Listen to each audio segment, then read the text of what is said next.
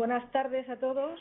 Me corresponde daros la bienvenida, permitidme que os llame de tú, dentro de la informalidad que está presente en esta modalidad de cursos de verano y que es tan atractiva por la proximidad que tenemos siempre con los alumnos. En esta... ¿No os oís? ¿No se oye? Muy bien. ¿Acercamos el micrófono? Más alto. Vale. Bien, soy la subdirectora de Coordinación y Planificación del Centro Asociado de Madrid y me corresponde entonces pues daros la bienvenida y manifestaros que estamos encantados de recibiros en nuestro centro y de poder tener la experiencia de compartir con vosotros unos días en este formato de cursos de verano. Dentro de nuestro centro asociado se ha preparado creemos, una oferta atractiva de cursos de verano, un total de 19, de los cuales 2 de ellos se van a desarrollar en San Martín de Valdeiglesias y otros 2 en centros penitenciarios. Es amplio en cuanto al número y también es amplio en cuanto a los temas que se van a tratar durante estos días. Es una buena ocasión esta de los cursos para aproximarse a temas de interés en un formato mucho más informal de lo que estamos acostumbrados. Por tanto, es una situación que propicia pues una charla distendida, un contacto con los compañeros y también un contacto directo con los ponentes, ya sean profesores o especialistas en las áreas que han sido invitados por los directores. No quiero pasar la oportunidad tampoco de agradecer los esfuerzos que han sido realizados para llegar al día de hoy.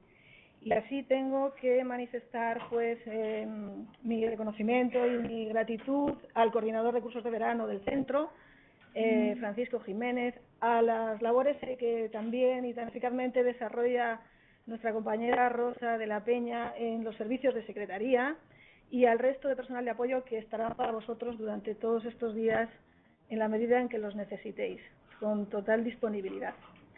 También quiero agradecer pues a los impulsores del proyecto, que son los directores de este curso, en la persona de María José Cabezudo y en la persona también de Marina Vargas, profesoras de la Facultad de Derecho, que han propuesto un tema de gran interés y además, desde mi punto de vista, con un enfoque multidisciplinar que seguro que pone sobre la mesa numerosos matices de los que estoy segura también todos sacaréis un provecho magnífico.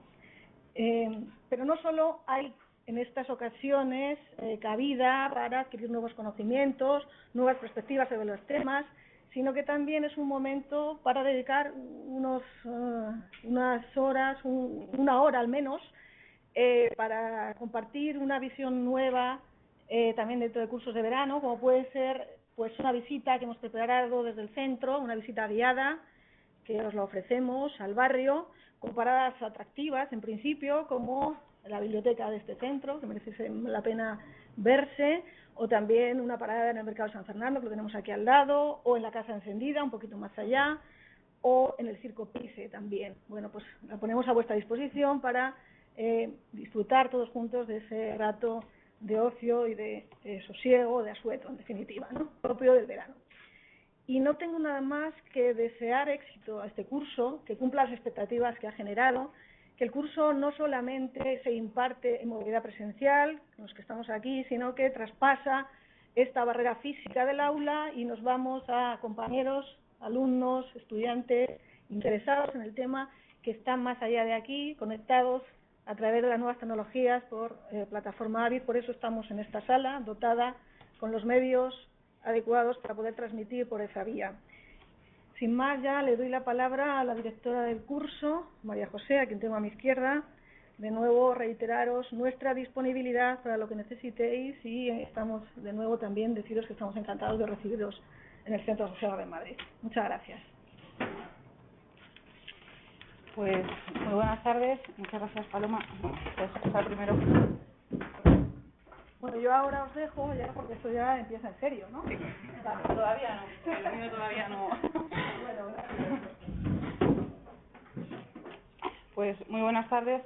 En primer lugar, bueno, tanto a la codirectora del curso, a Marina Vargas y a mí, nos gustaría trasladaros nuestro más profundo y sentido agradecimiento por haber participado, por querer participar en este curso de verano. Muchísimas gracias a los que estáis presentes y, bueno, sobre todo también a los que, bueno, sobre todo y también a los que no están aquí, a los que nos están viendo de forma directa, pero online, creo que nos ven desde esta cámara, o sea que cuando nos queramos dirigir a ellos, miramos hacia allí. Como siempre, la UNED es una universidad a distancia, estamos lejos físicamente, pero la tecnología nos permite estar cerca y esto, bueno, pues es bueno, ¿no? Y quiero agradecer también a las personas que nos están viendo en directo online.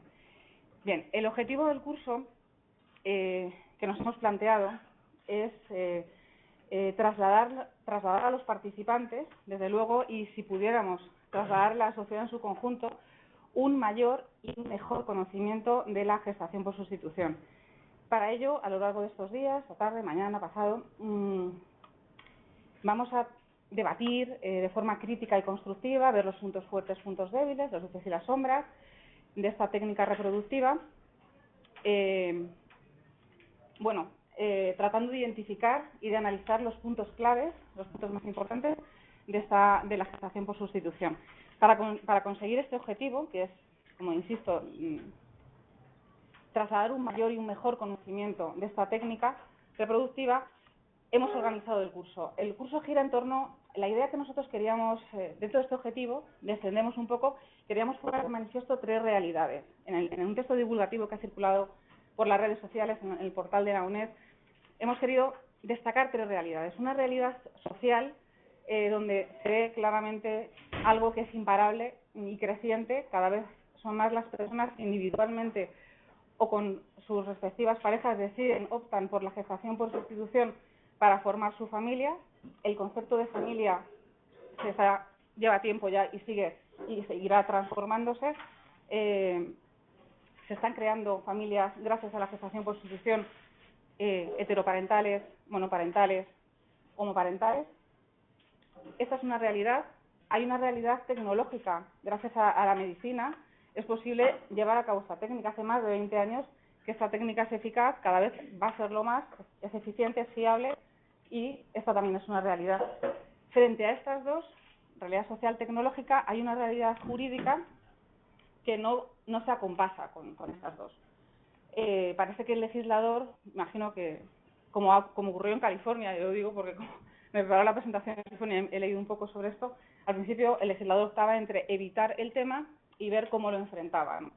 Pues supongo que seguiremos una evolución progresiva en el tiempo hasta que finalmente lleguemos a una solución legislativa. Una solución legislativa a corto plazo, en cuanto a que lo que hoy es la instrucción de la que vais a hablar seguramente, la instrucción de la Dirección General de Registro de Notariado del 2010, está en una norma que no tiene rango de ley. Quizá plantearse si es adecuado que esos criterios para poder inscribir a los niños que nacen en el extranjero gracias a esa técnica reproductiva pueda elevarse a una norma con rango de ley, para así dotarle de mayor seguridad jurídica a la inscripción de estos niños. Bueno, esto sería un tema que podríamos ver. Y a medio plazo, que el legislador también se hiciese eco, a medio plazo, de la necesidad de elaborar una ley integral específica donde recogieran todos los aspectos relativos a la gestación por sustitución. Para eso, lógicamente, pues tendría que haber un debate y ojalá lo que podamos hablar aquí estos días pues pudiera contribuir de alguna manera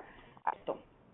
Siendo estas 3 realidades, el objetivo mayor conocimiento y mejor conocimiento, teniendo en cuenta esa realidad social médica y esta realidad jurídica, hemos organizado también las ponencias. Realidad social, contamos con 2 asociaciones. La asociación Son Nuestros Hijos, representada por Pedro Fuentes y Antonio Vilacoro.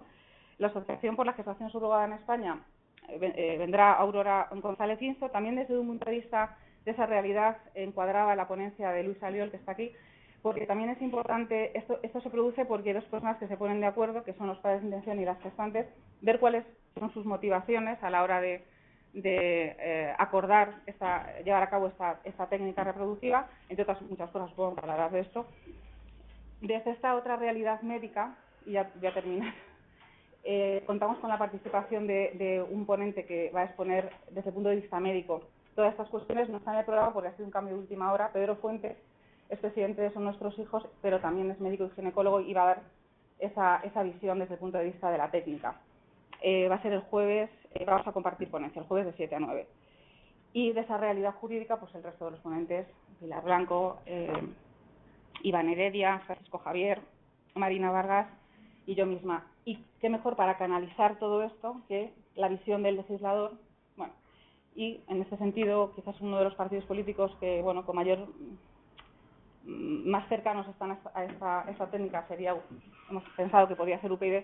Contamos con un representante también de UPyD en la Comunidad de Madrid. Bueno, esto es el objetivo. Espero que cumpla con todas vuestras expectativas y que podamos aprender todos mucho. Pues nada, muchísimas gracias y voy a dar la palabra ahora a Marina para que presente a la primera ponente.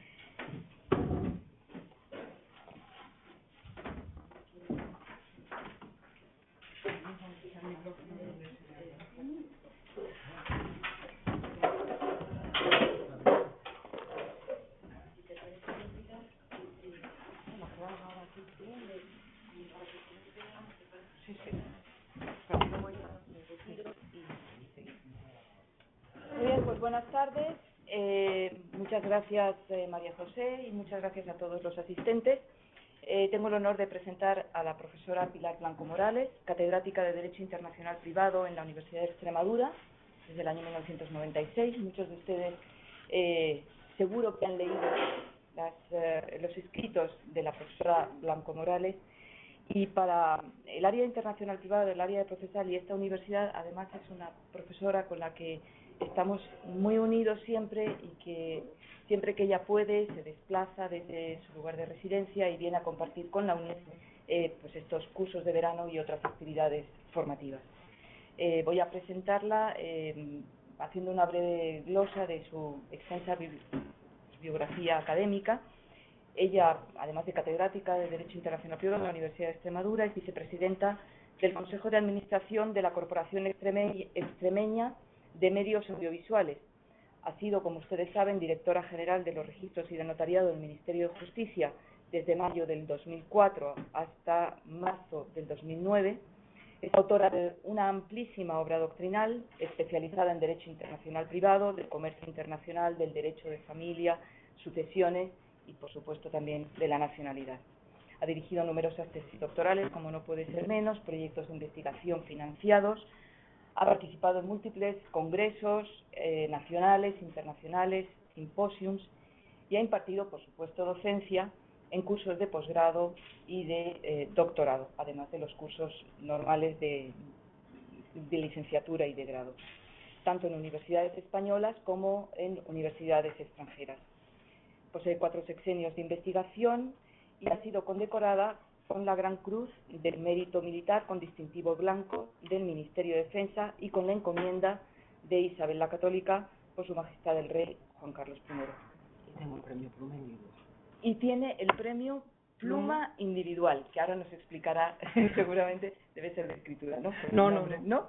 Bueno, Pilar, gracias por estar con nosotros. Es tuya la palabra. Muchas gracias.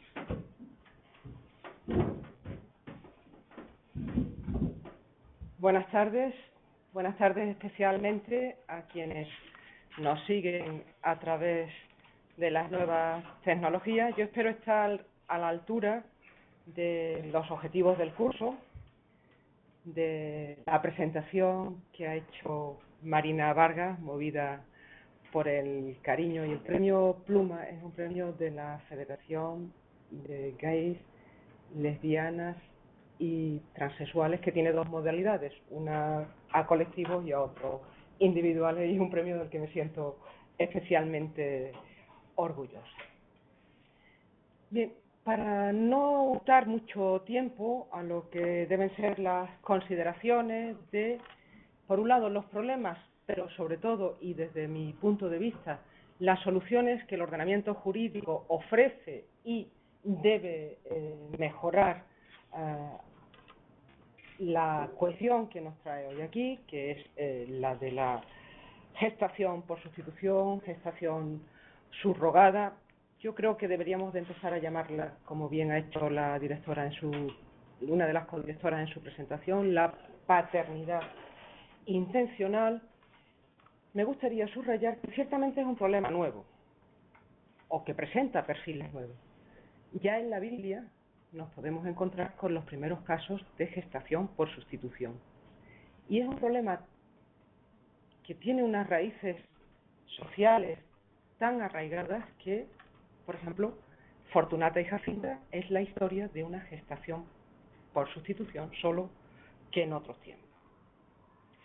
Pero la gestación por sustitución, y así se ha indicado, es sobre todo, y así lo considera la Organización Mundial de la Salud, en su glosario de 2009, una técnica de reproducción asistida.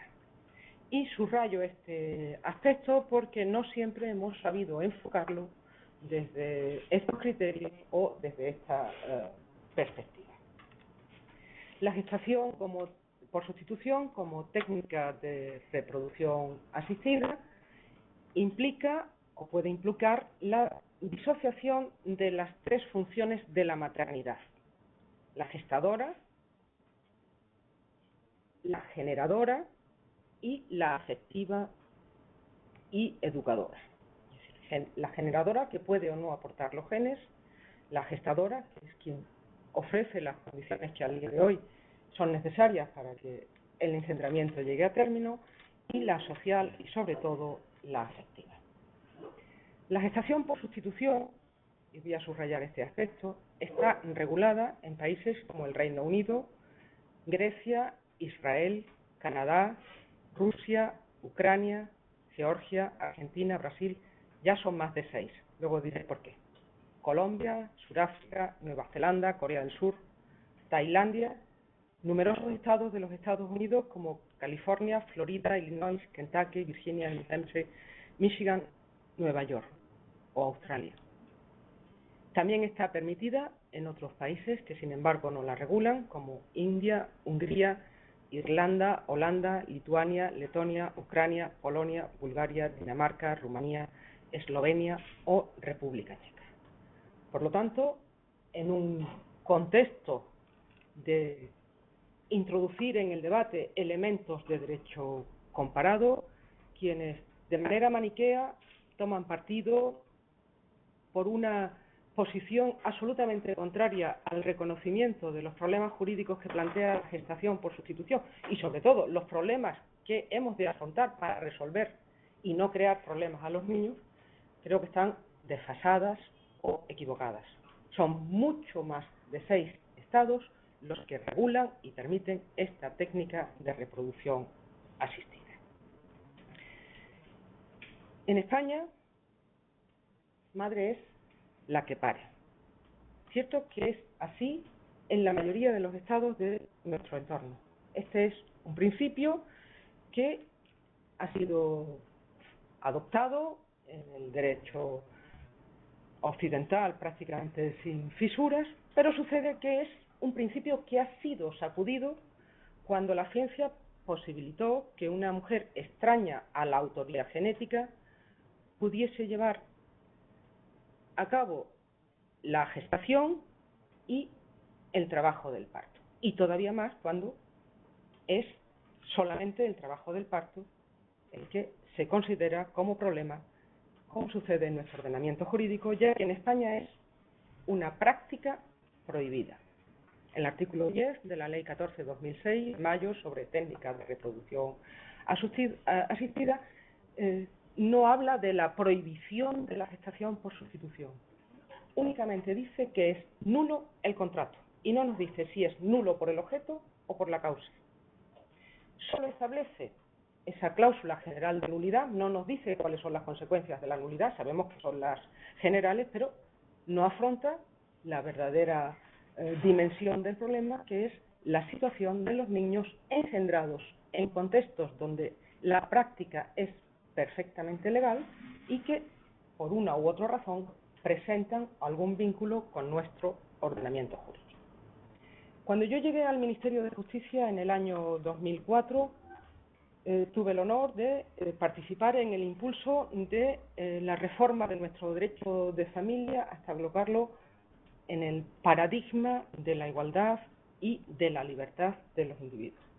Lo hicimos en materia de matrimonio, en materia de divorcio, en materia de adopción y, sin embargo, no fuimos capaces de hacerlo hasta sus últimas consecuencias en materia de técnicas de reproducción humana asistida. Lo hicimos también en otro aspecto que no me parece desdeñable, cuál es el de la rectificación registral de la mención de sexo para impedir que el Tribunal Supremo Español siguiera regodeándose en sentencias que eran más propias de una novela de la Francia del siglo XIX para reconocer el derecho a la identidad sexual de los transexuales. Al hacerlo, y al hacerlo con todas sus consecuencias, reconocimos sin ambages la posibilidad de que en España existan familias donde solo haya una madre o solo haya un padre, porque está permitida la adopción a los solteros, donde haya dos padres, siempre que medie la adopción, o con cualquiera de las técnicas de reproducción humana asistida que permite la ley del 2006, existan dos madres que, estando casadas entre sí respecto de la filiación matrimonial, juegan las mismas presunciones que respecto de la filiación, digamos, sin participación de técnicas de reproducción humana asistida. En este contexto nos encontramos con algo, y agradezco la presencia de los responsables de asuntos consulares que ponen de manifiesto el interés y sobre todo la dedicación de la Administración a resolver los problemas de los ciudadanos. Nos encontramos con un dato que a mí me resultó insólito. Por circunstancias de colapso, de falta de medios o de no saber realmente cómo abordar la cuestión, hasta el año 2003 se recibían y se informatizaban de manera muy rudimentaria, si ustedes quieren, para la época, las certificaciones de nacimientos inscritas en los respectivos registros consulares. En el año 2003 se le da un gran impulso a la informatización del registro civil, que continúa después en 2004 hasta ahora, y se optó por una solución que a mí siempre me pareció un disparate desde todo punto de vista, y era que, como no sabíamos cómo abordar el encaje de los registros civiles consulares en el desarrollo de la informatización del registro civil local, pues prescindimos de ellos. No había medio o no había conocimiento y nos faltó en cualquier caso valentía. Pero con los datos que a 2003 teníamos, constatamos un hecho insólito, y era que confrontando el censo de españoles residentes en determinados estados, en concreto de los Estados Unidos, con el censo de nacidos en esos mismos estados de los Estados Unidos, la tasa de natalidad desbordaba la mayor tasa de natalidad mundial. Y eso nos indicó que, siendo la gestación subrogada, la gestación por sustitución o la paternidad intencional una práctica perfectamente legal en esos estados en cuyas demarcaciones nuestros consulados ejercían su jurisdicción, estaba claro que había españoles, les voy a decir un número redondo, el número de 800, habían alumbrado a sus hijos en dichos países.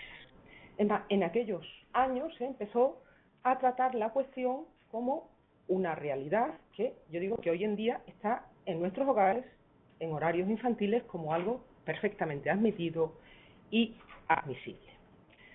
Sin embargo, al reformar en 2006 la Ley sobre Técnicas de Reproducción Humana Asistida, el problema no se quiso tratar y, como hemos señalado, en nuestro derecho la filiación materna, en todo caso, viene determinada por el parto.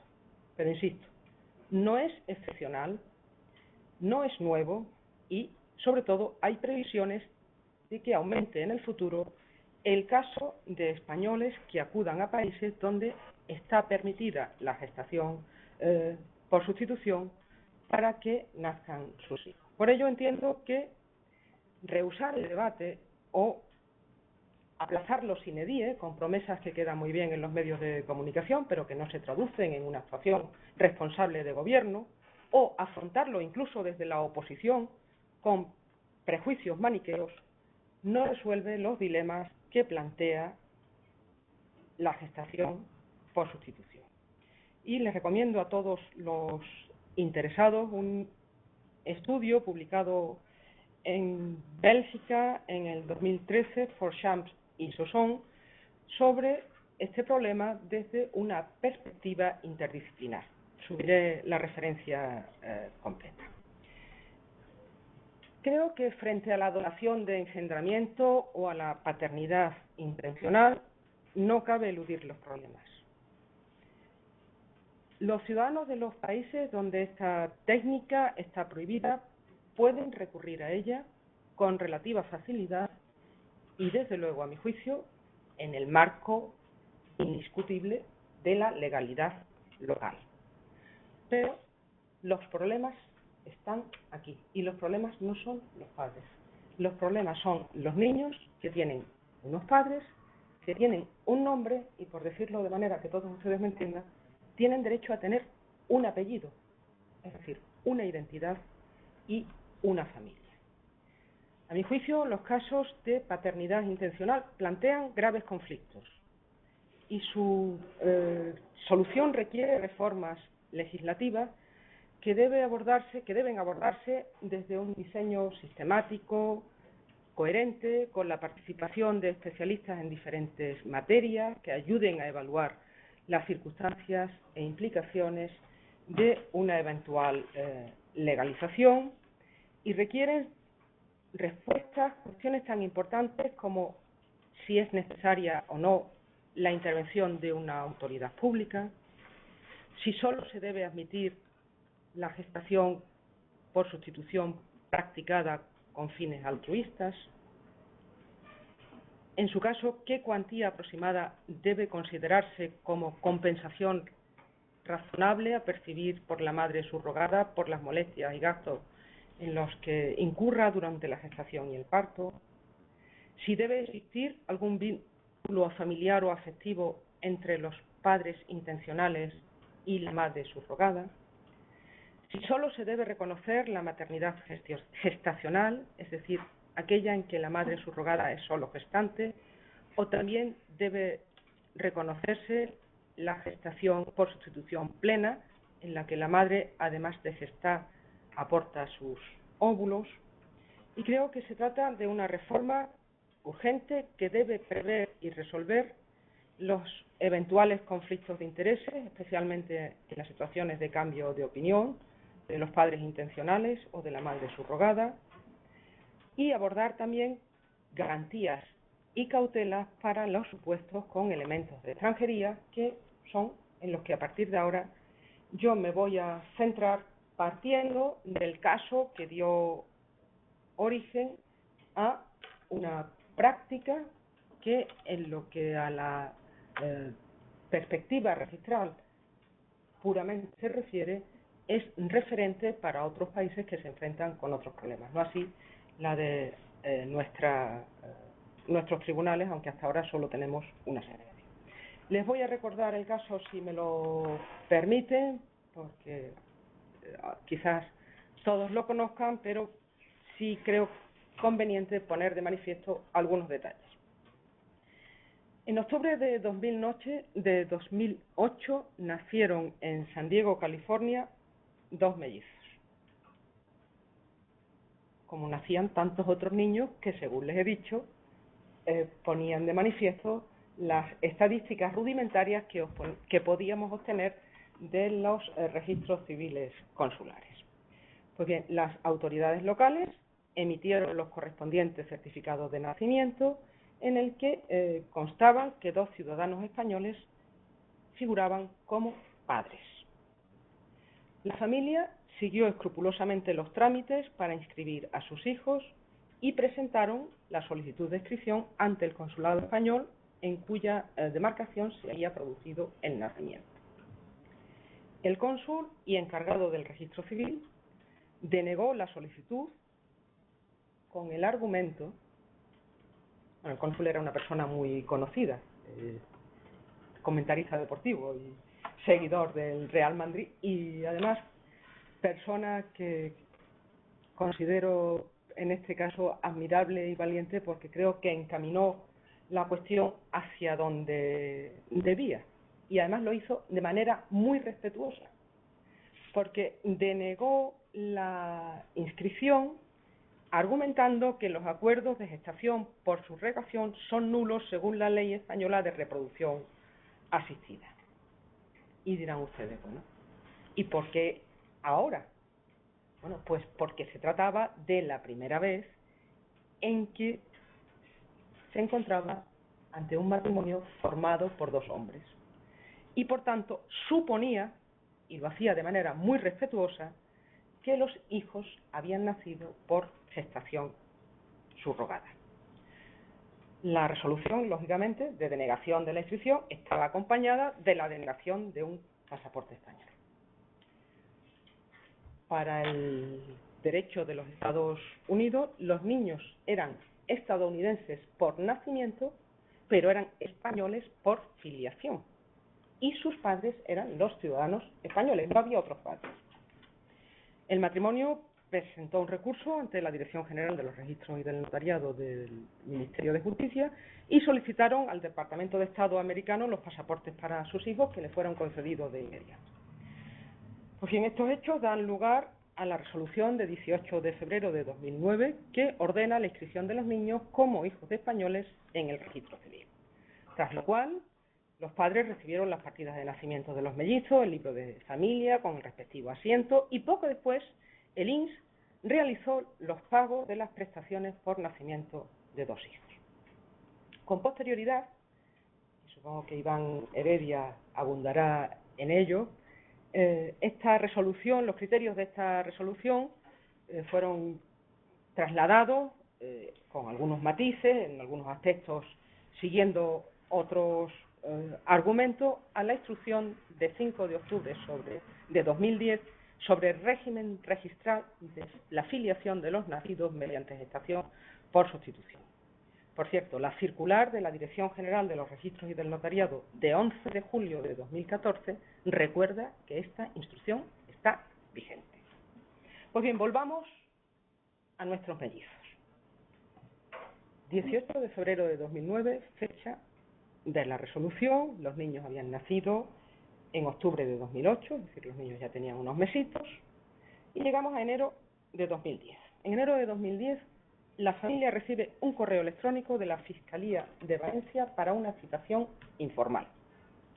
Y al acudir a la cita, se les informó de que por iniciativa del Fiscal General del Estado, la Fiscalía iba a demandar al Ministerio de Justicia, es decir, el Estado español contra el Estado español, y al matrimonio por dudar de la legalidad de la resolución que permitió la inscripción de sus hijos en el registro civil español. La demanda de la Fiscalía efectivamente solicitó al juzgado la nulidad de la resolución y la anulación de la inscripción registral de los niños. ¿A qué se debe esta demanda de la Fiscalía General del Estado? Yo no he encontrado una explicación plausible. Siempre he dicho que me parece que falta coraje para asumir los cambios sociales que demandan del legislador y de la Administración respuesta o se subordinan a otro tipo de intereses. Pues bien, la resolución fue anulada por el Juzgado de Primera Instancia número 15 de Valencia el 15 de octubre de 2010. Extraña celeridad la del Juzgado de Primera Instancia 15 de Valencia.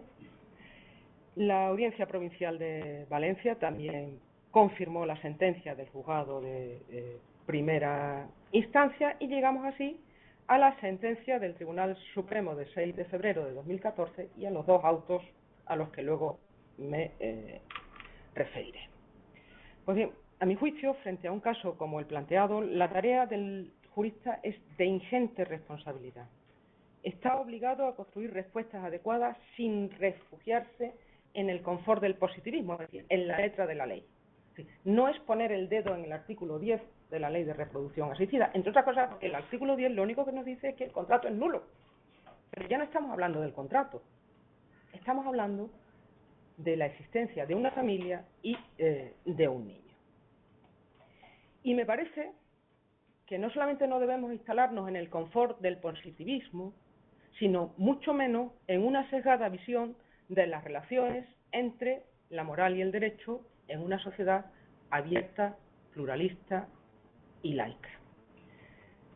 Resultan, a mi juicio, inadmisibles afirmaciones desviadas como las que incluso sirven para extractar el fallo de la sentencia del Tribunal Supremo con afirmaciones que cuando menos resultan dudosas a la luz de la legislación del Estado de California y no digamos de su nivel de vida.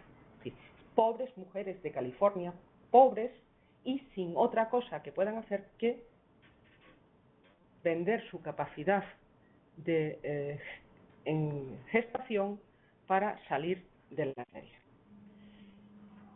Aquí lo que está en juego es, en definitiva, el reconocimiento del interés superior del menor. Y tan es así que en otras instancias, en nuestro propio sistema judicial, se ha dado carta de naturaleza a la cuestión, reconociendo plenos efectos en España, y podría citar, entre otros, el auto de 25 de junio de 2012 del Juzgado de Primera Instancia de Pozuelo de Alarcón, otro auto de 3 de diciembre de 2012 de la Audiencia Provincial de Madrid, y podría señalar también que reconocen el permiso de maternidad-paternidad a madres o padres que han tenido sus hijos a través de gestación por sustitución frente a la negativa del INS a concederle tales permisos, las sentencias del Tribunal Superior de Justicia de Asturias de 20 de septiembre de 2012, del Tribunal Superior de Justicia de Madrid de 18 de octubre de 2012 o del Tribunal Superior de Justicia de Cataluña de 23 de noviembre de 2012.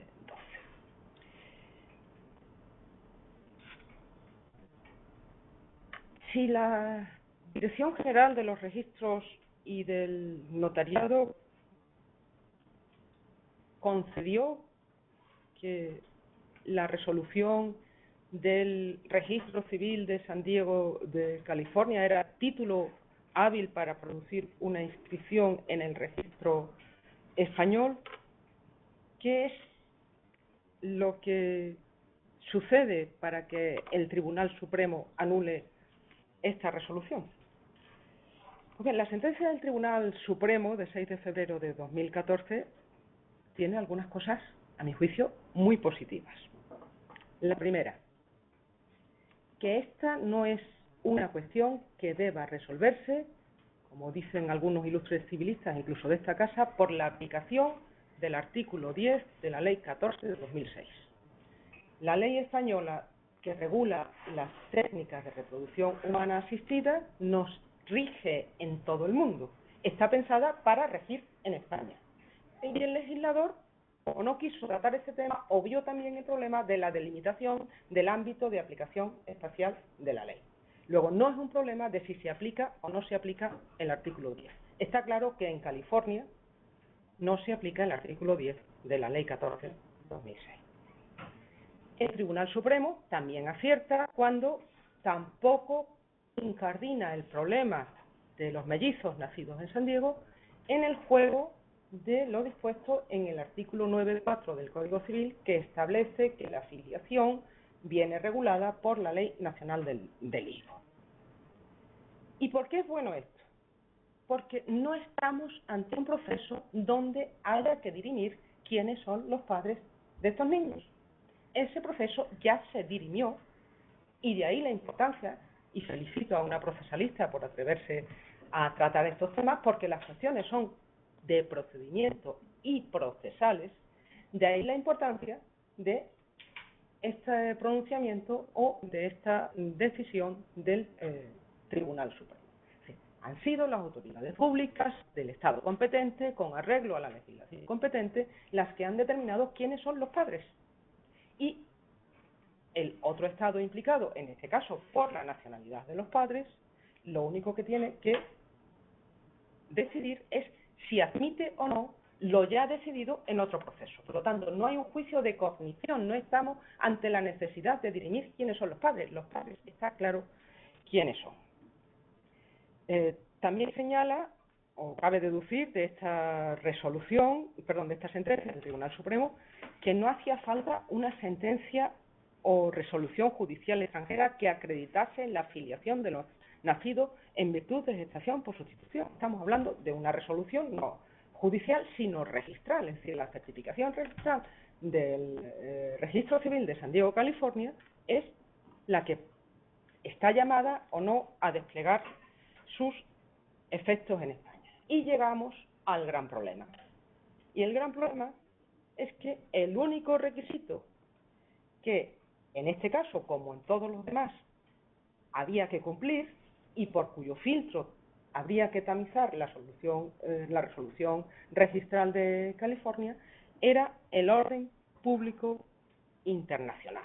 Es decir, que para aceptar la inscripción en el Registro Civil Español de la filiación de estos menores contenida en el acta registral extranjera, era necesario acreditar que la certificación registral extranjera no vulneraba el orden público internacional español. Pues bien, nuestro Tribunal Supremo entendió que sí lo vulneraba y denegó los efectos jurídicos en España de dicha certificación registral extranjera. Porque los padres intencionales, que lo eran válidamente con arreglo al derecho aplicable y cuyo título competencial nadie podía poner en duda, en este caso eran dos varones. Y entendía el Tribunal Supremo que esta certificación a favor de los padres intencionales no podía operar como título apto para inscribir tal filiación en el Registro Civil Español.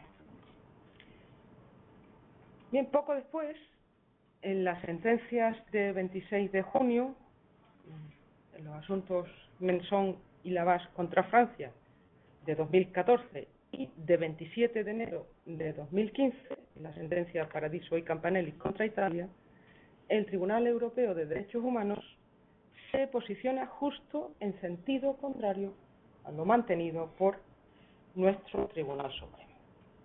Para quienes exijan el rigor necesario, subrayo, estos casos no tienen relación directa con España, pero su incidencia en el tratamiento jurídico de la gestación por sustitución, desde el punto de vista de nuestro derecho, a mi juicio y con todo respeto para el Tribunal Supremo, resulta innegable.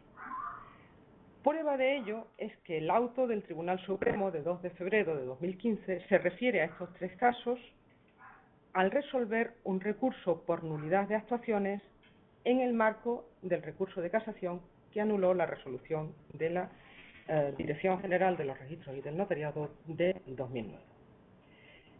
También se refiere a los tres casos fallados por el Tribunal Europeo de Derechos Humanos el auto del Tribunal Supremo de 11 de marzo de 2015, que es un auto dictado para subsanar errores materiales en el anterior auto de 2 de febrero de 2015.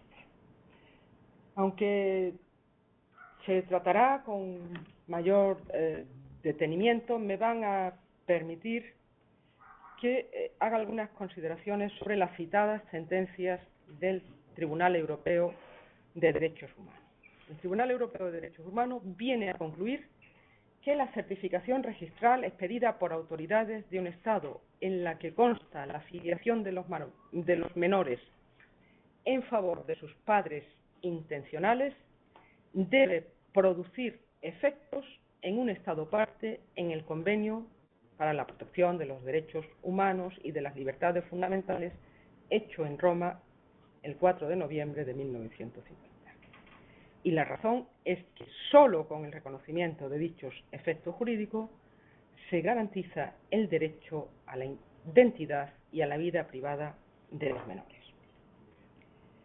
El Tribunal Europeo subraya además que muchas veces también es necesario conceder tales efectos para proteger así el derecho a la vida familiar de los menores y de sus padres intencionales.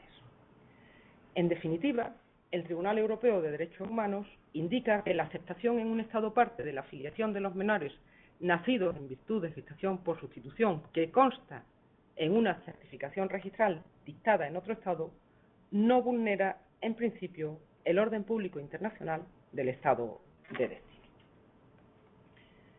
Bien, volvamos a nuestro derecho y, como está aquí Iván Heredia, que conoce mejor que yo las tendencias de reforma en la nueva legislación del registro civil, yo me voy a centrar en la regulación vigente hoy, parece ser que más tiempo del previsto, y vigente en el momento del 2009, que son las disposiciones legales que regulan en nuestro ordenamiento la eficacia de las certificaciones registrales extranjeras. En concreto, me voy a centrar en los artículos 81 y 85 del Reglamento del Registro Civil. Estas disposiciones exigen el control de ciertos extremos cuando una certificación extranjera ha de servir de título de base a una inscripción en el Registro Civil español. Y exigen, entre otros, el respeto del orden público internacional español.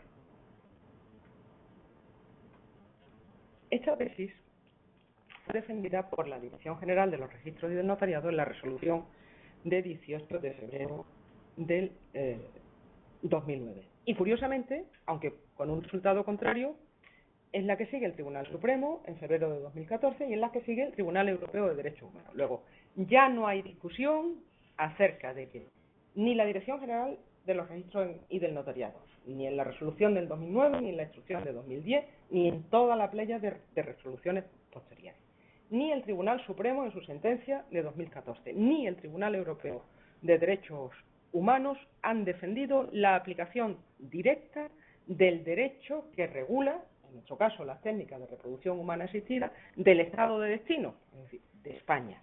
Ni se ha exigido que la filiación de los menores haya quedado fijada por una resolución judicial tras un proceso declarativo o de cognición.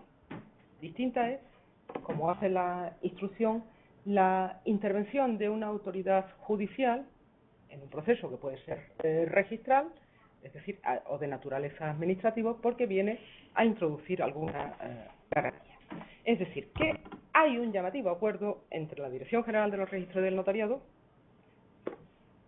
por ser la pionera, el Tribunal Supremo y el Tribunal Europeo de Derechos Humanos, por mucho que algunos civilistas se empeñen en lo contrario.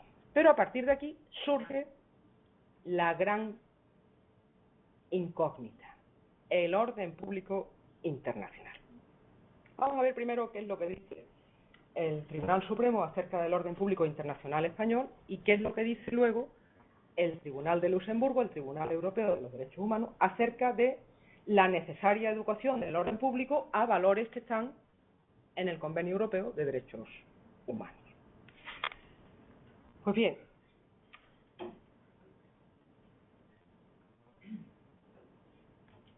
el Tribunal Supremo Español indica que la resolución extranjera en la que consta la filiación de los menores en favor de los padres intencionales españoles es una decisión extranjera, obvio.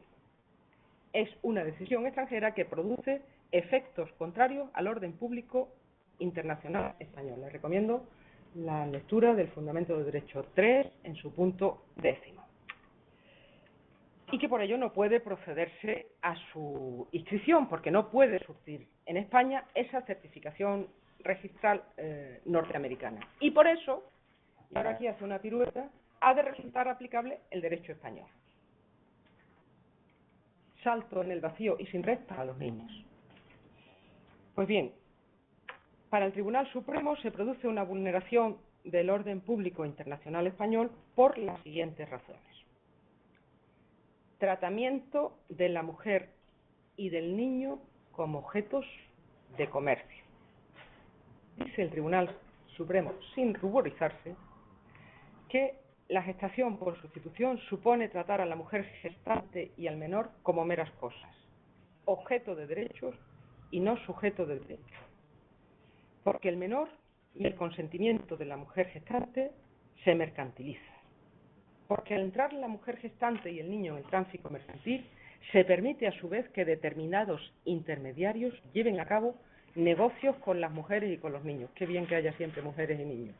Que se lucren por ello. También subraya que este enfoque mercantil posibilita la explotación de la pobreza de California, en la que se hallan ciertas mujeres jóvenes en determinados países, en California, que se ven abocadas a aceptar su papel de madres gestantes contra su voluntad, en California, solo para poder subsistir, en California. Es que es lo que está juzgando un Tribunal Supremo, perdónenme el énfasis, pero es que el Tribunal Supremo solo puede juzgar el caso concreto que se somete a su consideración. La consecuencia de ello, según el Tribunal Supremo, es que al operar de este modo se vulnera la dignidad de la mujer gestante y del niño, de la mujer gestante en California. Y ello vulnera los derechos fundamentales y el principio constitucional de protección de la infancia, principio integrante del orden público internacional español que la resolución registral extranjera no respeta, porque lo que de verdad es el orden público internacional es la radical prohibición de los contratos de gestación por sustitución. Y les recomiendo en este punto que lean el Fundamento de Derecho tercero también, en su párrafo séptimo al principio y en su párrafo 11º al final. Y ahora viene algo que también causa cierta perplejidad. Dice el Tribunal Supremo que la paternidad intencional crea una filiación solo para ricos. Porque la gestación por sustitución es una técnica de reproducción asistida de alto coste económico y por ello solo está al alcance de unos pocos ciudadanos que se lo puedan permitir. Y por eso insiste el Tribunal Supremo que el establecimiento de la filiación como consecuencia de contratos de gestación por sustitución no estaría al alcance de la mayor parte de la población que quedaría discriminada económicamente. Les recomiendo que lean el Fundamento de Derecho tercero en su párrafo sexto. Y a todo esto cuando estábamos en la calle para que no se modificase la regulación del aborto, pero ese es otro problema. Y luego ya el último motivo en el que me voy a detener, que vamos a encontrar explayado, y yo voy a resumir en el Fundamento de Derecho tercero, párrafo séptimo, es el que se refiere al forum shopping fraudulento. Es decir, que los españoles que han ido, en este caso, a California y han realizado allí una práctica perfectamente legal en California, han ido al extranjero para huir del derecho imperativo español, claro, como hacíamos también cuando en España no había divorcio. Y ello supone que en este caso está estrechamente vinculado con España y que, por tanto, el orden público internacional español se ve afectado por el movimiento realizado por los particulares. Y hay que castigar dicho comportamiento. Y la forma de castigar dicho comportamiento es negar los efectos legales en España de la decisión jurídica obtenida de modo artificial en el extranjero por los particulares. Y dirán ustedes, bueno, pero ¿y el interés superior del menor? ¿No es un principio que se integra en nuestro ordenamiento jurídico? Primero, que viene de normas superiores, artículo 3 de la Convención de Derechos del Niño. Segundo, tenemos una ley orgánica específica, por cierto, ahora en saludable proceso de revisión en algunos aspectos. La ley orgánica de protección del menor. También está en el Convenio Europeo de Derechos Humanos. Bueno, pues para el Tribunal Supremo el interés superior del menor no es superior, porque por encima del interés superior del menor no, peor, ojalá fuera el orden público, está la letra de la ley, del artículo 10 de la ley 14/2006 de técnica de reproducción humana asistida, porque si nos hubiera dicho la ley, vale, pues la ley, nosotros nos referimos en singular para comprender el conjunto del ordenamiento jurídico y podríamos componer, como hemos ido componiendo quienes nos hemos ocupado de este asunto desde diferentes responsabilidades, en la universidad o en la administración, ese puzzle jurídico, Convención de Derechos del Niño, Convención de Derechos Humanos, Ley de Protección de Menores y sobre todo, ¿y por qué no? Y la legislación del registro civil. Pues bien, nuestro Tribunal Supremo, en este caso, que es muy curioso, porque fíjense, permítanme la digresión, pero para que vean por qué no me reprimo cierta indignación al volver a tratar esta sentencia. Muy pocos meses después de esta sentencia, el mismo Tribunal Supremo tiene que tratar un asunto también de derecho de familia, que es también de reconocimiento de filiación. Es una persona que solo tenía establecida la filiación materna y que usaba los nombres y apellidos que le correspondían a esa filiación, que es reconocida posteriormente su filiación paterna y que frente al imperativo legal de que una persona ha de llevar los apellidos de su padre y de su madre, esta persona pretendía seguir ostentando los apellidos por los que era conocida hasta ese momento. Pues bien, en ese caso, el orden público y el interés superior del menor permitía saltarse la ley que obliga a llevar el apellido que indica cuáles son las dos líneas de filiación de una persona en nuestro ordenamiento. Bueno, pues volviendo a la sentencia de 2014, el Tribunal Supremo Español dice que el interés del menor es un concepto jurídico indeterminado y controvertido, y tanto que es indeterminado. Tan indeterminado es que en España, y desde la primera reforma de nuestro derecho de familia tras la entrada en vigor de la Constitución, las relaciones de familia no es algo que pasa de puertas para adentro, es algo que afecta a toda la sociedad. Y que toda la sociedad tiene que estar implicada en la educación, la crianza, la alimentación y el bienestar de los niños. De ahí que es necesario sanidad pública, escuela pública, y que cuando los mecanismos normales de protección de la infancia, que son los padres, fallen, intervengan las autoridades públicas, pero no al revés. Les recomiendo que lean con paciencia el Fundamento de Derecho 5 en su apartado sexto. Para el Tribunal Supremo, el principio del interés superior del menor solo sirve para interpretar la ley y colmar sus lagunas, pero no para llevar a cabo una interpretación correctora de la ley. En el Tribunal Supremo se aferra al positivismo y derecho es solo y exclusivamente lo que está contenido en la ley, y en este caso solo en esta ley. De modo que ésta debe observarse por encima de todo. Es decir, que por encima del interés superior del menor hay algo que es más superior, que es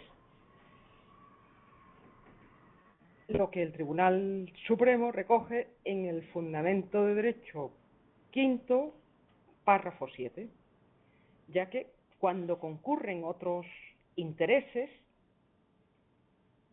hay que hacer un balance para defender a la sociedad de prácticas fraudulentas y sacrificar al interés del menor. El Tribunal Supremo indica que no inscribir la filiación que consta en la certificación registral extranjera en el Registro Civil Español perjudica a los menores. Claro que los perjudica. Pero más le perjudicaría inscribirla, puesto que ello significaría permitir el tráfico mercantil sobre los menores, y también se producirán perjuicios para la mujer gestante, objeto de comercio, ella también. Fundamento de Derecho quinto, punto 8.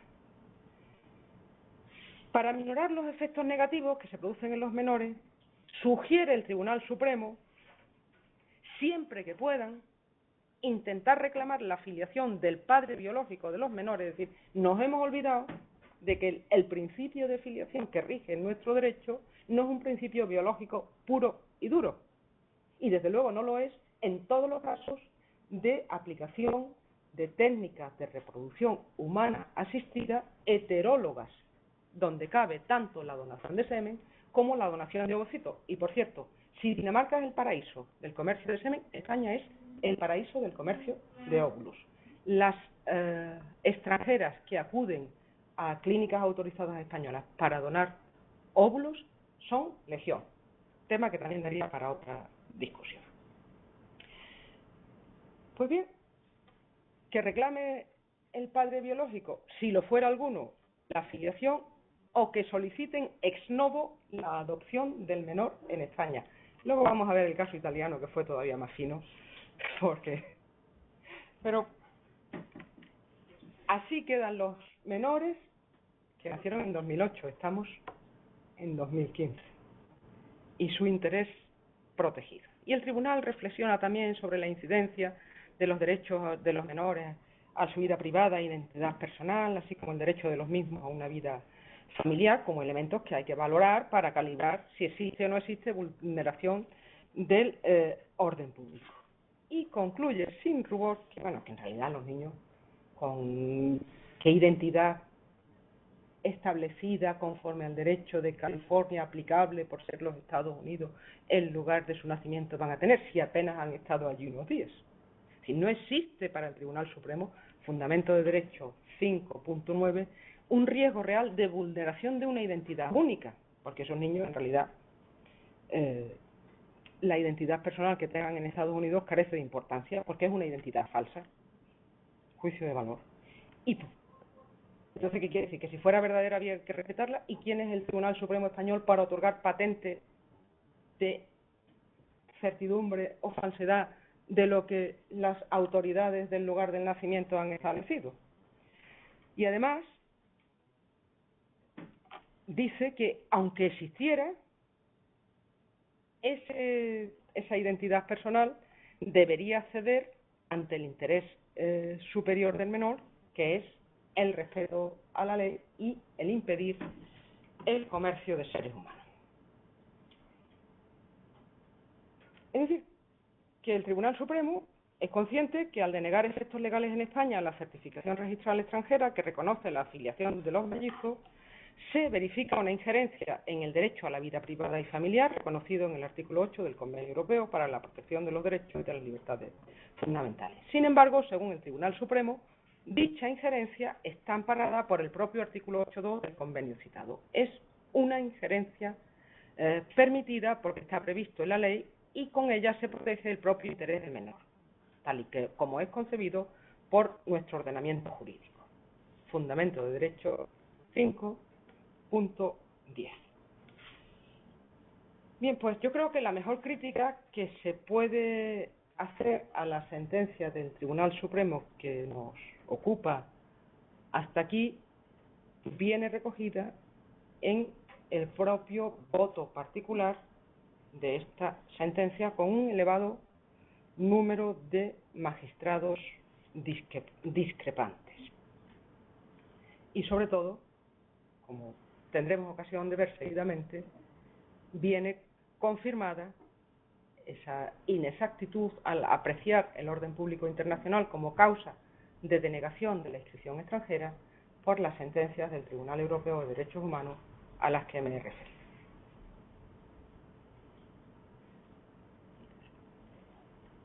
Pero sobre todo, los errores del Tribunal Supremo son escandalosos si los comparamos con una sentencia en un supuesto muy similar y en fechas muy similares, dictada por el Bundesgerichtshof, por el Tribunal Supremo Alemán, el 10 de diciembre de 2014, que es el caso 463, os lo daré por escrito, es 12 en números romanos, ZB mayúscula, 463. El caso era muy similar al español y debo decirles que la legislación alemana en estos aspectos es incluso más estricta que la legislación española. Más estricta porque además es más acabada en cuanto a las prohibiciones y sobre todo en cuanto a las sanciones. En este caso se trataba de la solicitud de reconocimiento en Alemania de una resolución dictada en California sobre filiación de un menor. Una sentencia dictada por el Tribunal Superior del Estado de California, Condado de Placer, otorgó la paternidad legal a los comitentes alemanes tras constatar que la mujer gestante aceptó dicha paternidad y renunció a todos sus derechos legales en relación con el niño. Todo ello en el marco de un contrato de gestación por sustitución. Los comitentes eran 2 ciudadanos alemanes, ambos con residencia habitual en Alemania, vinculados entre sí en virtud de una unión civil registrada en Alemania. El menor era hijo biológico de uno de tales ciudadanos alemanes. Una mujer californiana y con residencia habitual en California gestó al niño y dio a luz, aunque el óvulo procedía de otra mujer de identidad desconocida. Los comitentes viajaron con el niño a Berlín donde vivieron desde 2011. El registro civil alemán se negó a registrar a los comitentes como padres legales conjuntos del menor, tal y como se indicaba en la resolución dictada en California. Interpusieron los recursos que el derecho alemán permite, los tribunales alemanes de instancia denegaron la petición y frente a ello, cuando el caso llegó al Tribunal Supremo alemán, el BGH consideró que procedía el reconocimiento en Alemania de la resolución californiana, pues ésta no producía efectos contrarios al orden público internacional alemán y ordenó al registro civil alemán el registro del nacimiento del niño y su filiación en favor de los dos varones alemanes. Pues bien, en esto llegan las sentencias del Tribunal Europeo de Derechos Humanos que, en síntesis, sostienen que no puede emplearse la cláusula de orden público internacional para rechazar de modo sistemático en un Estado parte en el Convenio Europeo de Derechos Humanos el reconocimiento de la filiación de un menor legalmente establecida en el extranjero en casos de gestación por sustitución. Precisa el Tribunal de Luxemburgo que dicho reconocimiento debe aceptarse para salvaguardar, en primer lugar, el derecho a la vida privada y a la identidad del menor, y en segundo lugar, el derecho a la vida familiar de dicho menor y de los sujetos que tomaron la decisión de ser sus padres, los padres intencionales.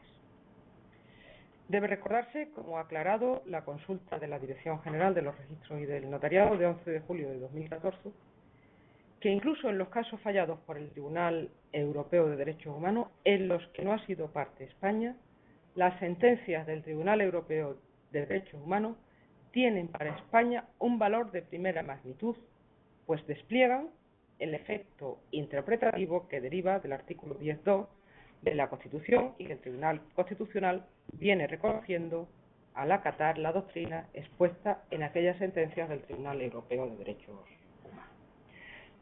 Voy a contarles muy brevemente los tres casos, los dos casos franceses y el caso italiano, porque creo que también nos ilustrarán y intentaré, no obstante, abreviar para dar paso al coloquio que creo que, al menos para mí, será ocasión de aprender de sus reflexiones y sus preguntas.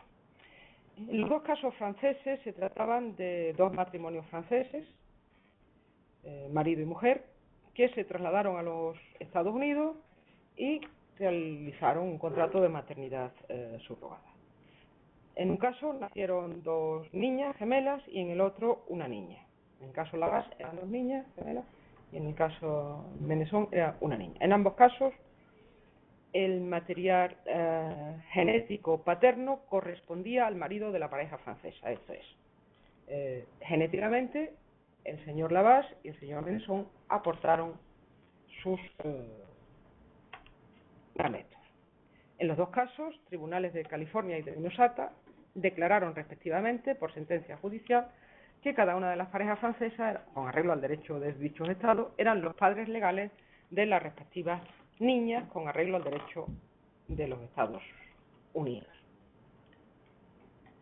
Bueno, instan los ciudadanos franceses la inscripción en el registro civil y recursos, diferentes instancias, hasta que se llega a la Corte de Casación, es decir, al Tribunal Supremo francés, quien denegó la inscripción también por entender que la gestación por sustitución es un contrato afectado de nulidad radical, ya que vulnera normas de orden público. En concreto, se trata de los artículos 16.7 y 16.9 del Código Civil francés. El primer precepto indica que todo acuerdo relativo a la apropiación o a la gestación por cuenta de otro es nulo, y el segundo deja claro que la anterior norma constituye una norma imperativa no disponible por las partes y de observancia obligatoria en todos los casos. Es una disposición de orden público según el Código Civil francés.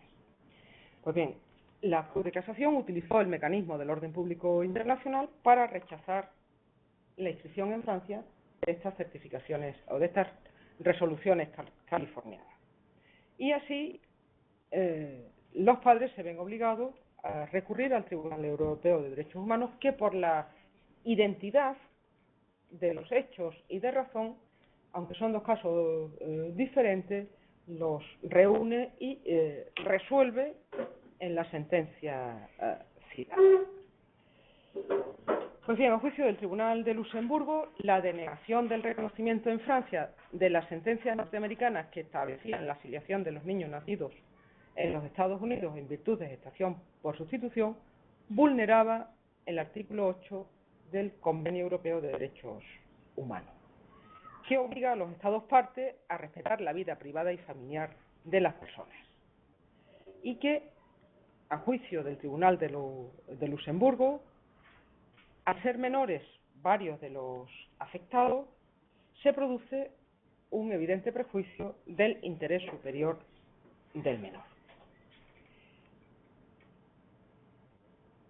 Subrayo que el Tribunal Europeo, con fundamento en el artículo 8 de la Convención Europea, reconoce el derecho a una vida privada de los menores y exige que estos sean considerados hijos de ambos comitentes en Francia, aunque solo uno aportara material genético. Y esto es así para respetar el derecho a la vida privada de los menores,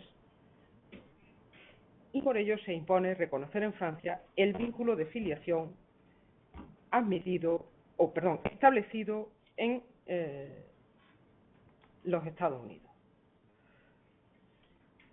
Les recomiendo que lean el fundamento de derecho octavo de la sentencia de 26 de junio de 2014, que es muy explícita al respecto.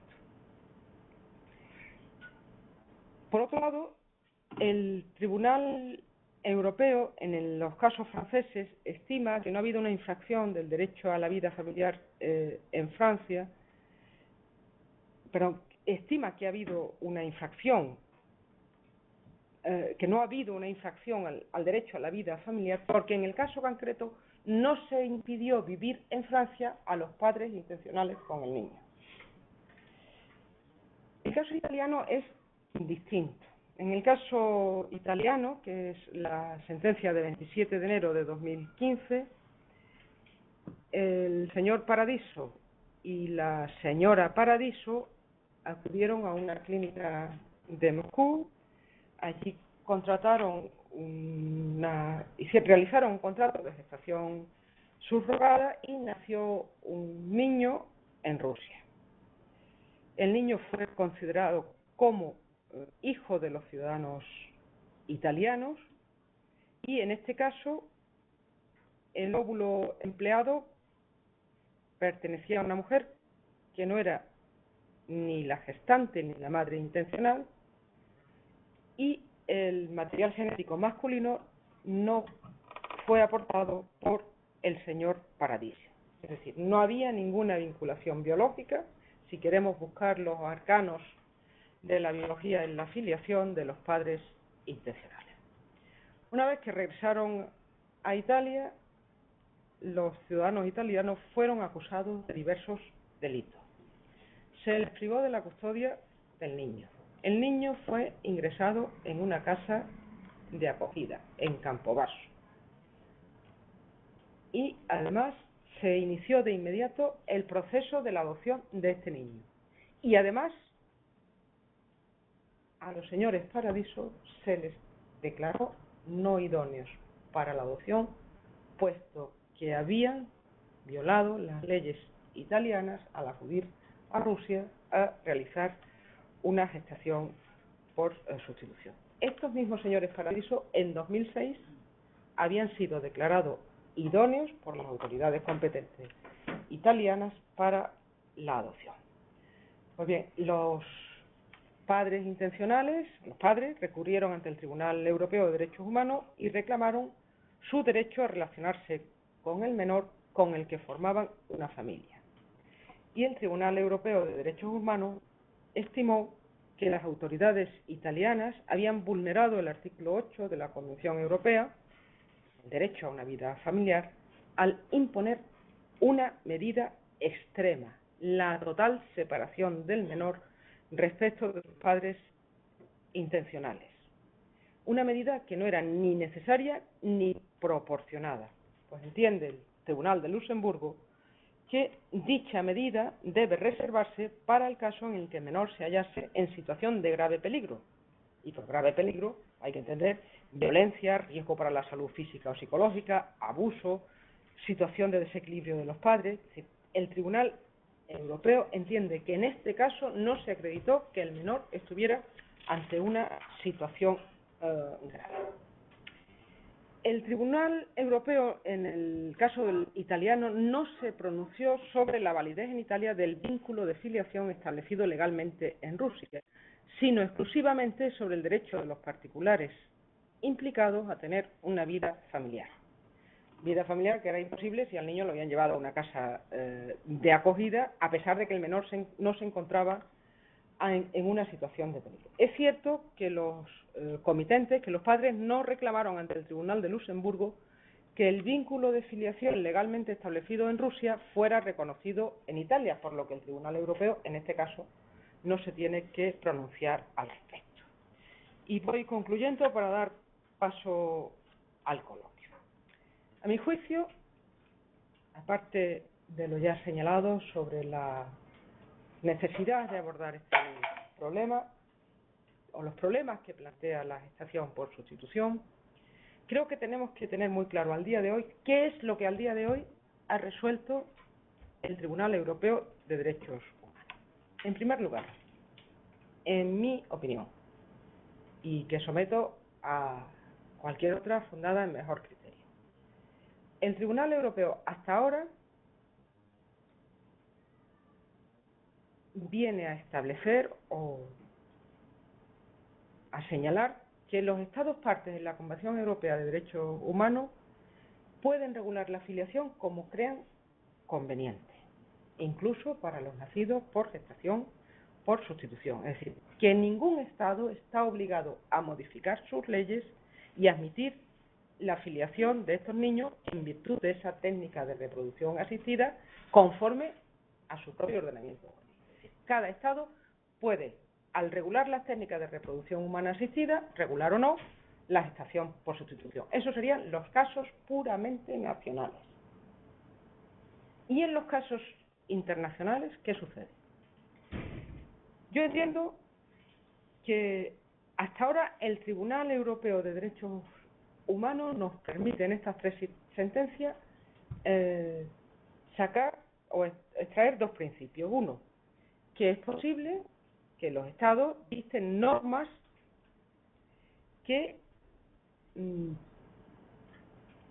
no sean favorables a que sus nacionales acudan al extranjero, sus nacionales residentes en sus propios países, no acudan al extranjero a recurrir a esta técnica que ellos prohíben. Bueno, efectivamente, eso cabe. Ahora bien, y lo más importante, y ese es el segundo y claro criterio que yo creo que se puede extraer de estas sentencias, y es que el orden público internacional solo puede aplicarse para reconocer la filiación legalmente constituida en otro país si se dan determinadas circunstancias. Y esas circunstancias no son esos valores que resume el Tribunal Supremo para cada caso o que podemos extraer en conjunto de los pilares que estructuran nuestra sociedad. En este ámbito están en el artículo 8.2 de la Convención Europea de Derechos Humanos, es decir, protección de la salud o la moral y protección de los derechos y libertades de los demás. Es decir, que solo se pueden imponer restricciones al derecho a la vida privada y familiar y al derecho a la identidad, negando la filiación de los nacidos a través de gestación por sustitución, si está en juego la salud o si está en juego la integridad de los niños. Ahora bien, como el propio artículo 8.2 de la Convención Europea establece, las medidas legales de rechazo al reconocimiento de una filiación derivada de gestación por sustitución deben ser las necesarias en una sociedad democrática. Es decir, que la restricción a estos derechos no deben estar amparadas en valores genéricos, sino a la luz del caso concreto y en todo caso ser proporcionadas. Y sobre todo, lo que es más importante, cuando está en juego la situación de un menor, el interés superior de éste prevalece sobre los intereses generales. Así se establece claramente en la sentencia del Tribunal Europeo de Derechos Humanos de 27 de enero de 2015, Fundamentos de Derecho 75 y 80, y en la de 26 de junio de 2014, Fundamentos de Derecho 60, 63 y 78, cuya lectura recomiendo. Significa ello que, a mi juicio, el Tribunal Europeo, en el supuesto de niños nacidos en virtud de gestación por sustitución, cuya filiación ha sido establecida legalmente en otro Estado, los demás Estados, los Estados parte en el Convenio Europeo, deben admitir esa filiación. Porque dicho reconocimiento es necesario para garantizar el derecho a la identidad y a la vida privada de los menores, y porque dicho reconocimiento asegura el derecho de los menores y de sus padres a su vida familiar. Y yo con esto concluyo mi exposición y me someto a las cuestiones que quieran plantearme, a las críticas, consideraciones. Estoy segura de que he dejado muchas cuestiones pendientes. Estoy segura, en el mejor sentido de la palabra, por la entidad y calidad de los ponentes que me siguen y del interés que ustedes muestran con su asistencia. Muchas gracias.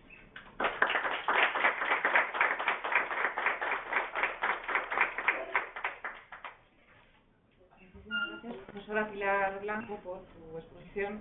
Nos has dado una panorámica extraordinaria sobre cuál es la situación, nos has puesto al día en temas jurisprudenciales y, bueno, y sobre todo también la crítica, ¿no?, que has ido haciendo a lo largo de la exposición. Te agradecemos mucho. No sé si hay alguna pregunta entre los que estáis aquí presentes. Y los que están en Y sobre todo, bueno, ellos me preguntan a través del chat. Perdón. O sea que No, pensé que teníamos comunicación ellos directa. nos escuchan, pero no pero nosotros no podemos escuchar. Sí, entonces, cualquier pregunta que queráis hacer, me dirijo a ellos. De acuerdo. La podemos leer en el... Sí, perdón. No, vamos, yo me he enterado hace 5 minutos, o sea que no te preocupes. Si tenéis alguna cuestión que preguntar, seguro que tenéis miles de... Vamos, en el chat hay alguna ya. No, alguien que defienda al Tribunal Supremo, ¿no? Nos encantaría escucharlo, de eso, porque de eso se trata, ¿no?, de poder valorar.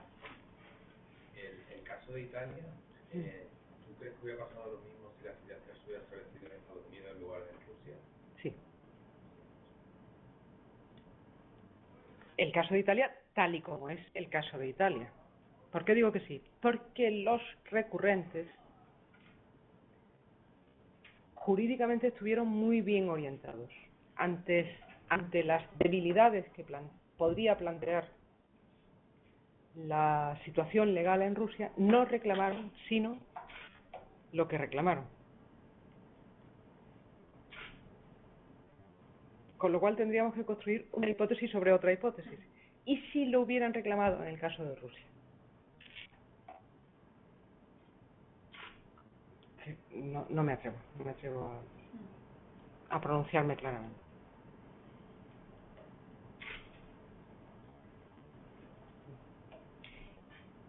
¿Alguna cuestión? Yo no me he metido mucho ni conozco estos contratos, pero claro, la pregunta de que realmente esto se abra un campo de tratar con mercancía a niños, me preocupa. Realmente me preocupa en el momento de que, vamos a ver, son dos casos totalmente diferentes, dos situaciones muy diferentes. En España, legalmente se donan órganos, pero tiene que ser gratuito. Los óvulos no. Una compensación, pero eso no es... En la donación de óvulos hay una compensación sustanciosa. Yo estoy hablando de eso me estoy quejando precisamente. O sea, yo creo, desde mi punto de vista, que todo esto está pensado para cubrir una serie de necesidades actuales que además están cubiertas por la ciencia, pero que desde mi punto de vista, y eso es lo único que defiendo al Tribunal Supremo, es que realmente esto tendría que ser no remunerado. Es lo único en lo que le doy la razón. O sea, porque se abre la caja de Pandora a muchas otras posibles situaciones que ya se están dando, que ya está pasando. Entonces, ya que esto todavía se tiene que regular en España correctamente, o se tiene que terminar, yo haría hincapié en esto. Cuando dices que no se ha remunerado, si puedo, si me permites, no entiendo muy bien a qué te refieres. O sea, que no medie precio. No, pero te refieres a un Que no plus sea un contrato oneroso. Que sea una mera compensación por recursos o una retribución adicional a la compensación. Claro, a eso me refiero. Cuando dices remuneración te refieres a no pagar, por ejemplo, no sé, Los hermanos son trasplantados, uno de riñón y otro de hígado. Usted hablaba de trasplante de órganos, perdón, y yo entendí de óvulos. Yo también. Perdón, claro. Sí, usted está pensando en un modelo como el de la donación. En esa línea, en eso estaba pensando. Es que realmente los médicos que hacen trasplantes tienen una remuneración por la organización de trasplantes para que estamos hablando de los médicos, pero no estamos hablando de los participantes en la donación. Pero para ir, sí, claro, es que no, hay donantes vivos. Pero no, es que hay donantes vivos. Sí, pero yo es que creo, vamos a ver, yo creo que es alumna. Yo creo que sí. ¿Cómo es su nombre? Yo creo que María del Pilar llama la atención sobre algo que en el fondo es una razón más para mover al legislador a que no nos deje en el vacío y que es mejor una regulación que se puede ir mejorando que no un vacío legal como el que hay. Y de ahí, y en ese sentido, creo que la instrucción de la Dirección General de 2010 es una garantía, porque podemos criticar la resolución del 2009, la instrucción del 2010 y la sentencia del Supremo, pero de nuevo, lo que la resolución para un caso concreto y la instrucción para un marco general realizan es ofrecer garantías y reclamar garantías. Lo que sucede es que, claro, eso lo debería hacer el legislador, ya lo dijo María José al presentar el curso. El debate acerca de la remuneración es uno de los puntos más agudos. En el Reino Unido suscitó una polémica muy intensa, pero tiene que ser un debate público, democrático, transparente, participativo. A mí es que me van a permitir ustedes que me manifieste como si estuviera en inglés. Yo no puedo comprender la hipocresía de una sociedad que admite con naturalidad lo que es natural, pero solo lo admite cuando estamos hablando de determinadas personas famosas, y no voy a hacer publicidad estática y dinámica, ni de cantadores, ni de bailadores, ni de baronesas. Y se escandaliza hasta el punto de ser capaz de dejar a unos niños sin sus derechos más básicos, que son el de unos padres que los protejan, que los representen, que los eduquen. No voy a entrar ya en otras discriminaciones que ya me parecen absolutamente inadmisibles, ¿no? Pero claro, es que a mí no me gusta pensar, como decía Borges en su testamento, en el ¿y si? Pero ¿y si los padres de estos niños mueren?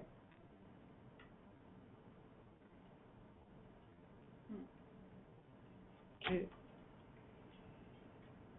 Sí, hay una. Laura. Sobre lo que decía María del Pilar, hay países que permiten pagar, entre comillas, a las gestantes con un reembolso de gastos, o sea que no le dan una gran cantidad de dinero, pero digamos que lo que aparece en los contratos es que lo devuelven lo que ya se han invertido en ecografías, en el médico, en traslados, como por ejemplo Canadá.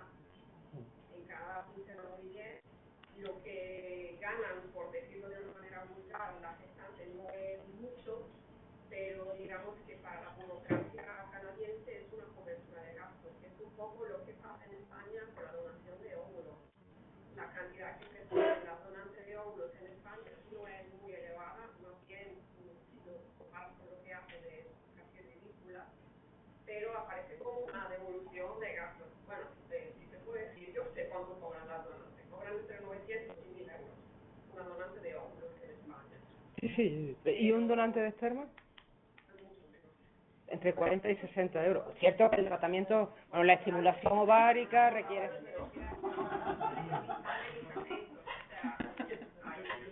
Pero que, desde el punto de vista del mal llamado turismo reproductivo, España es país de destino de jóvenes centroeuropeas que además como... Pero los donantes de semen cobran mucho menos porque la molestia que tienen es diferente. Pero vamos, que en España la donación de óvulos funciona muy bien, a pesar de lo poco o mucho, según como lo veamos, porque cobran las donantes y es un país de referencia para los demás países donde no se puede hacer la donación y vienen aquí. Pues lo mismo pasa con Canadá, que es un país donde las gestantes cobran relativamente poco, por ejemplo a California, se le cubren los gastos. Yo no voy ahí, un donante de riñón en España no cobra nada. Por supuesto, también A eso voy, nada. No me meto en precios y es más. Lo que quiero es precisamente salir de ese mercado. Si me parece poco, si me parece mucho, si es la mujer que es el hombre que lo paga, si no está pagando. Hasta legalmente lo podría cubrir el Estado. Si yo no me meto en eso. Lo que yo me meto es en meternos en ser mercaderes. Mercaderes por utilizar este tipo de procedimientos. O sea, Sí. no me meto en los precios, si son caros, baratos, cubren o no cubren. La seguridad social cubre muchas cosas, podría cubrirlo también. No estoy metiéndome en precios, estoy metiéndome en que si ya tenemos una cosa que funciona, que son los donantes, pero donantes de órganos, y no pues podríamos de alguna forma mirarnos ahí y a lo mejor evitamos uno de los problemas que vienen y además que están ya ahí. Ese problema está ya ahí. No estoy hablando de algo que no existe. Bueno, al hilo de esto, yo creo que curiosamente la compensación, cuando es significativa, es garantía de que no hay explotación. Sí. Es decir, una mujer en California que recibe alrededor de $30.000 de los 60.000 que en principio puede costar el procedimiento, evidentemente está o no está explotada o está menos explotada que una mujer ucraniana, rusa o hindú, mexicana que no llega a recibir 2.000 euros. Cuando en este caso además sí es un precio mucho más que una compensación. Es decir, también se puede ver del otro lado. Luego habría que hablar cómo habría que regularlo. Yo como mujer esa forma de verlo no me parece digna. Me parece digna. Desde el momento en que hay dinero por en medio, es explotación. Porque estás dando algo a cambio de algo. Capitalista es explotación. pero hay libertad. Claro, es que yo soy libre para hacer con mi cuerpo lo que yo quiera. Y lo mismo es que este debate nos lleva a cuestiones muy necesitadas. La libertad para consentir y la imagen de libertad que tiene. En eso entra el tema de la... Pero eso vuelvo al mismo lado. La donación de órganos en España en estos momentos se está dando consentimiento y se está haciendo por voluntad. Y está funcionando muy bien entre seres vivos y entre seres muertos. Está funcionando por ambas vías. Me refiero que la gestante no entra en la explotación, no sé si se refiere a esto, yo creo que está también y sobre todo en que consientan y hay una garantía que están consumiendo libremente. Y hay unas garantías procesales, o sea, que necesita la licencia de un abogado, incluso antes de firmar el contrato, para garantizar que ya está informada y que libremente consiente. Sí, no, yo no refiero al consentimiento. Pero como he oído hablar de explotación, digo... No, yo no he hablado de explotación, yo solamente he hablado que no me gusta que haya dinero por el medio, nada más. No me he metido ni en explotación ni nada, y en el momento en que me meten, me hagan explotación, y que para no explotar me dan dinero, pues eso ya me parece explotación, desde mi punto de vista. O sea, yo lo que estoy hablando es simplemente de que de la misma forma que se donan una serie de cosas, un donante de riñón, por ejemplo, tiene que estar X tiempo está fuera del mercado, porque es que realmente tiene que hacer un reposo, tiene que hacer una cosa, y eso se está haciendo y no se está dando ningún cambio. En cambio, con esto es con lo que lo veo. Señora, fuera de trabajo. Yo creo que sí. Creo que sí. Ambas cosas es una cuestión de la vida. Y ambas cosas es, claro, son hay dos aspectos diferentes. Y asumen en algún tipo de contrato que si durante la operación se muere, hay un seguro médico que cubre a sus familiares. No. Porque es una vacuna gestante en Estados Unidos, ¿no? Realmente los contratos la no compensa durante los meses. sería cuestión de ver los contratos. Sí, yo sí los he visto. Porque Y desde luego hablamos de contratos, yo he visto muchos contratos a la luz de diferentes legislaciones, porque hay matices en las reglamentaciones vigentes, estoy hablando de los Estados Unidos. Y los llamamos contratos, en realidad son algo más, que están plagados de garantías. Sí. Sobre todo del consentimiento libre e informado de la mujer. Sí. Gracias. Eres un ponente también. Luis, perdón. Sí, soy profesor Luis Moya de la Universidad de Valencia. Hola, Luis. Hola. Yo hablaré un poco de los aspectos psicológicos mañana y bueno, ante todo agradecer la exposición, me ha parecido brillante, me ha gustado mucho y además muy clara. Y respecto un poco a lo que se está comentando, yo creo que un aspecto fundamental en el que hay que centrarse en la motivación, ¿no? En la motivación de la gestante, o sea, que es lo que a ella le lleva a no cara a la regulación, la cual yo lo entiendo. ¿Por qué está en el proceso? El tema de la compensación creo que puede tener matices, porque bueno, hay países que no hay una cobertura social como la nuestra y hay muchos gastos médicos, y todo eso hay que compensarlo, además pues pueden perder el trabajo, yo creo que eso puede ser más matizable. Pero desde luego lo que un poco considero importante es que la motivación básica de que una mujer decida ayudar a otras personas que no puedan aceptar no debe ser la económica. Es una de las cosas que bueno, que aparecen en las publicaciones científicas, pero que ya es lo que está ocurriendo. Por lo menos en Estados Unidos, la gran mayoría de mujeres que participan en el proceso no tienen una motivación económica para hacerlo. Las motivaciones son otras, que os las comentaré un poco mañana, pero creo que ese aspecto sí que tiene que quedar recogido y para eso hace falta una evaluación psicológica. Yo creo que hace falta profesionales de la psicología formados en estos aspectos que hagan una muy buena selección, tanto en lo que es un screening de los padres de intención o madres de intención, o padre o madre de intención, y por supuesto pues en las mujeres que decidan ayudar. Muchas gracias, siento no estar mañana porque me parece que es una dimensión. Sí, pero vamos a mirar. Y una pregunta, una pregunta ahí, bueno, mientras voy a hacer una pregunta, está bien, dice, ¿de qué manera las resoluciones del Tribunal Europeo de Derechos Humanos que chocan frontalmente con las del Tribunal Supremo, en nuestro caso, se pueden afectar en el futuro respecto a casos de filiación de niños nacidos por gestación subrogada? ¿De qué manera las resoluciones del Tribunal Europeo, que chocan frontalmente con las del Tribunal Supremo, pueden afectar en el futuro? O sea, ¿qué va a pasar? Hombre, yo creo que la propia Dirección General de los Registros y del Notariado en su consulta lo está diciendo, dice, yo me voy a sostener en los firmes pilares de los principios y criterios del Tribunal Europeo de Derechos Humanos. Y el Tribunal Supremo solo se ha pronunciado una vez. Y, según me consta o nos consta, se siguen inscribiendo niños nacidos con... Pues una cosa, la sentencia del Supremo es en relación con una resolución de una certificación extranjera. De hecho, la instrucción lo que hace es excluir la certificación extranjera del modelo de inscripción de relaciones de gestación o restricciones extranjeras.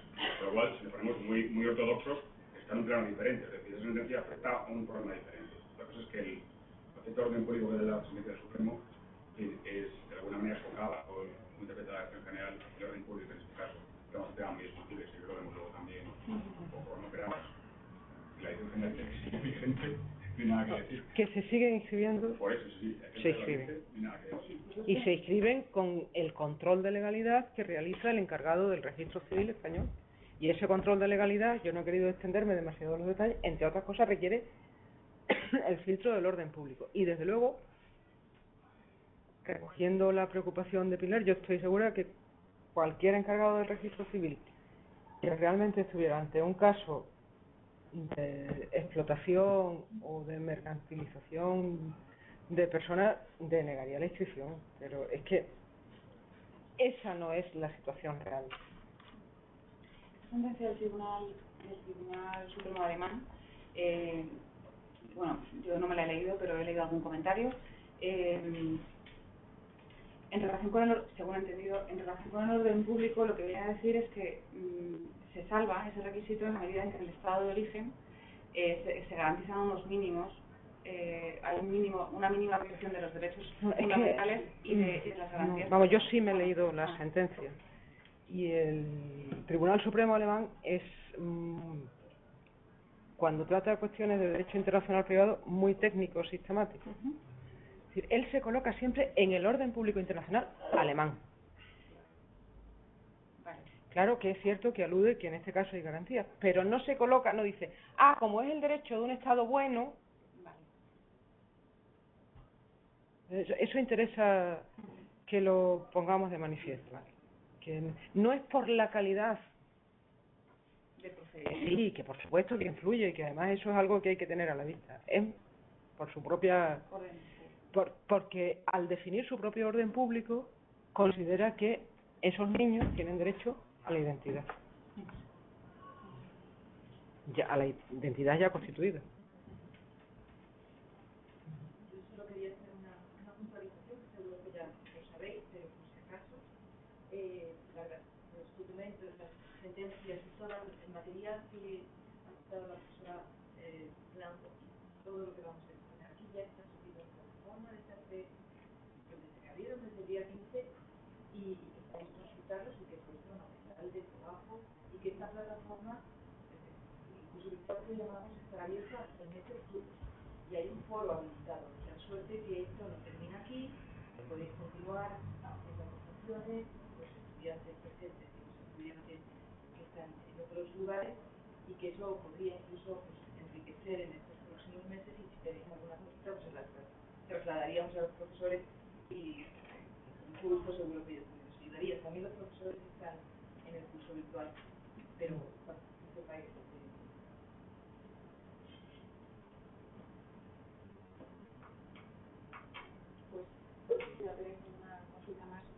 te agradecemos muchísimo de Gracias nuevo a vosotros. vuestra presentación y bueno, te invitamos a que continúes con nosotros. No puedo continuar, bien que lo lamento, porque estoy segura que Iván, que además es el que ha aportado los materiales, en que la sentencia fue el que... Sí, pues seguro que tendría muchas cosas que enseñaros. Pues muchísimas gracias.